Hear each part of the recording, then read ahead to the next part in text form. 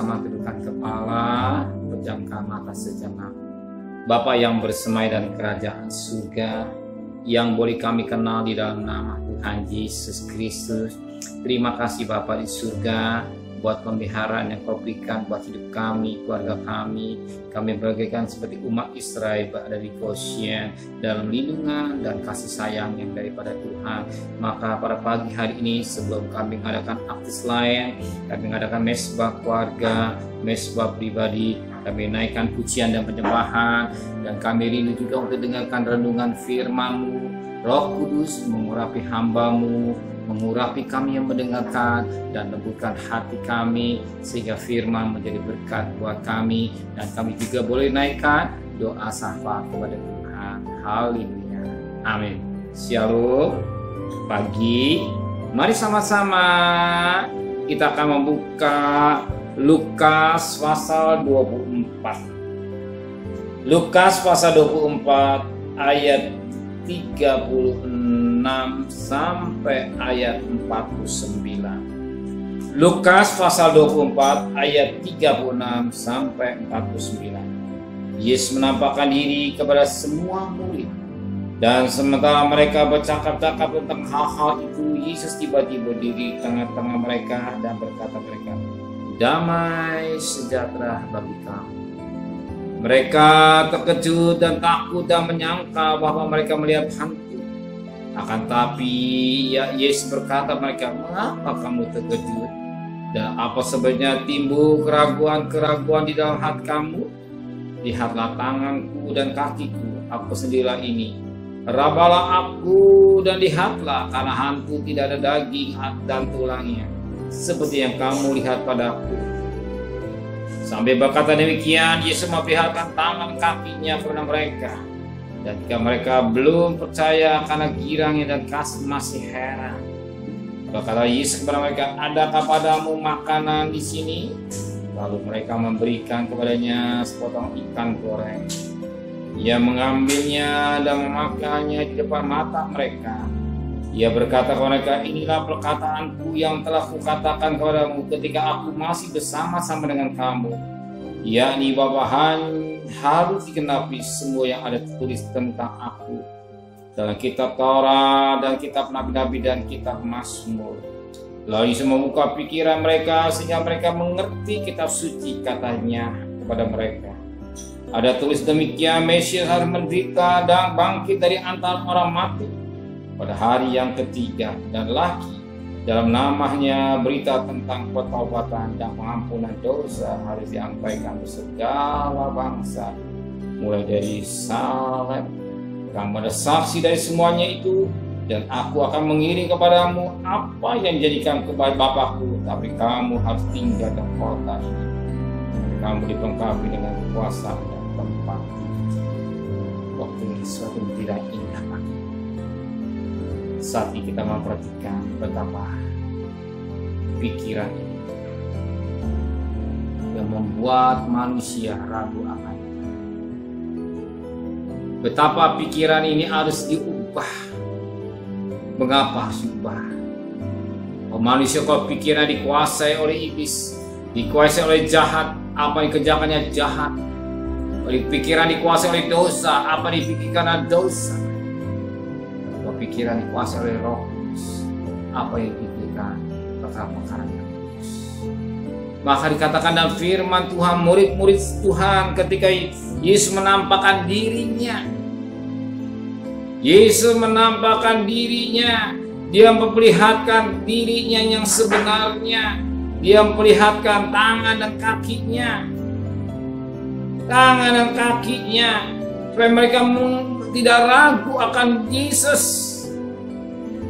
Mula pertama mereka takut dan ragu akan Yesus. Dia pikir hantu, tapi Yesus memperlihatkan pribadi, tangannya dan kakinya. Yuk perhatikan ayat 39.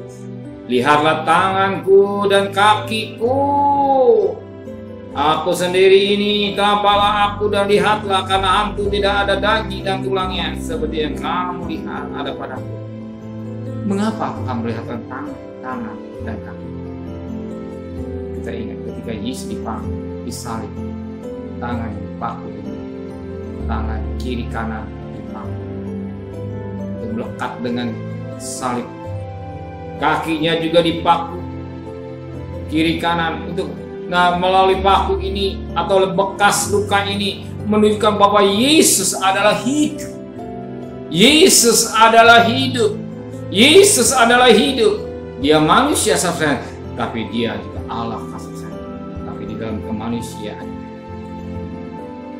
dia tunjukkan dirinya bahwa dia adalah Allah, manusia yang mendapat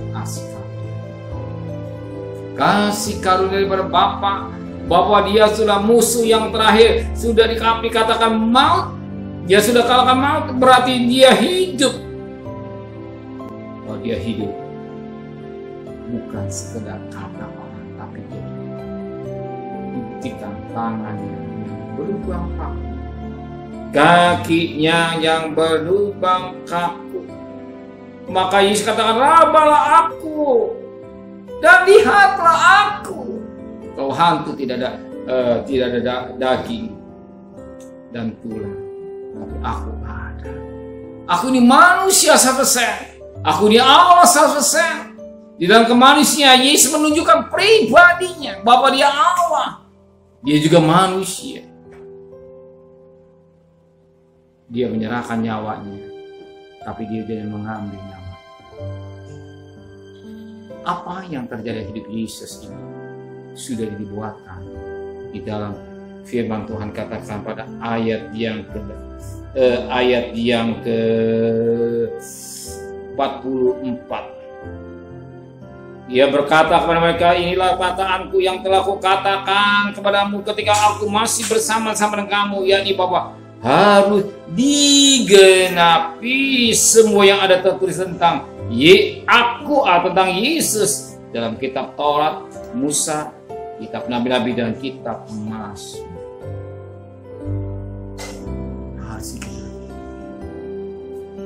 Dia pribadi yang kita ada percayaan mau. Kitab Mazmur, Taurat, Musa, Nabi-Nabi, dan kitab Mazmur. Itulah pribadi Yesus. Itulah Yesus, Mesias, anak Allah. Apa yang dibuatkan digenapi oleh pribadi Yesus, maka murid salah membuka pikiran. Dia mulai mengerti apa yang dikatakan Yesus dia aneh. Maka dikatakan dalam firman Tuhan pada ayat 45, lalu Yesus membuka pikiran mereka sehingga mereka mengerti kitab suci. Kata Yesus mereka, ada tertulis demikian, Mesias harus menderita dan bangkit dari antara mati pada hari yang ketiga. Betapa pikiran kita harus bersih. Kita bukan memiliki Allah yang mati, Allah yang hidup. Apa yang terjadi hidup Yesus sudah dibuatkan, dan Yesus yang menggenapinya. Dia siap menderita, dia mau. Dan ingat, kita hidup di akhir zaman. Peristiwa bisa terjadi pada saat sudah digenapi. Akan jadi peperangan, akan jadi kelaparan, akan jadi gempa bumi. Dan dalam Wahyu 18 jelas, pedagang-pedagang akan menangis. Semua yang terjadi mulai digenapi satu persatu. Dan saat ini belum benar kedatangan Tuhan. Berarti kedatangan Tuhan sudah dianggap. Sudahkah saudara siap kalau dia datang hari ini secara pribadi? Sudahkah saudara siap kalau dia datang secara global? Tapi kita telah mendekatkan diri kepada Tuhan. Jadilah ibadah yang bijaksana. Baikkan mempelai wanita yang berhias putih. Ada bunyi sangkakala, orang mati dibangkitkan, kita yang diubahkan Tuhan. Saya siap diubah oleh Tuhan. Kita main-main dosa. Suatu pertanyaan, apa dosa? Saudara sendiri, apa kita hidup untuk dosa? Pikir kita bersih. Kita cari nafkah baik, kita berdagang baik, bekerja baik, pikiran kita bersih. bersih, Tuhan pasti memberkati. Yakinlah, guru dalam pelihara, suatu hari pelihara. Amin. Ya pasti pelihara saudara. Sekalipun ada tersulit, Dia tidak akan tinggalkan saudara. Amin. Saya percaya Dia tolong, Dia menyelesaikan saudara.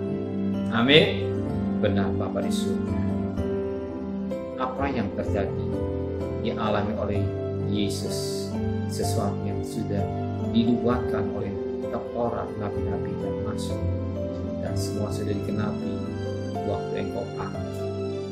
Dan engkau memperlihatkan tangan yang berlubang paku, kaki yang berlubang paku, bahwa Yesus benar-benar Yesus, bukan orang lain. Yesus yang penuh kasih, Yesus yang penuh cinta, Yesus yang rela untuk menyelamatkan kami semua. Terima kasih Tuhan, ampun dosa kami. Jangan sampai kami ragu. Pagi ini kau buka pikiran kami bahwa engkau Allah yang penuh kasih. Kembalikan kami besok pagi dan tubuh yang sehat, dengan tidak kurang satu apapun juga. Berkati Bapak Presiden, Wakil Presiden, para menteri, para gubernur, para bupati, para wali kota, para camat, para lurah, para RW, para RT, para medis, para relawan, para TNI, para Polri, maka mereka yang berjuang di garis depan untuk beramal Kristen. Kami bersyukur pandemi akan berubah jadi endemi. Biar kasih tetap melimpah, sekalipun situasi yang mencekam. Engkau cipta tanah air Indonesia. Terima kasih Bapak Saudara kekasih. Terimalah berkat nikmat dari Allah Bapa, cinta kasih sayang dari Tuhan Yesus Kristus, dan berkat Roh Kudus atas saudara hari ini sampai Maranatha. Tuhan Yesus datang. Yang cinta Dia katakan amin. Tuhan memberkati.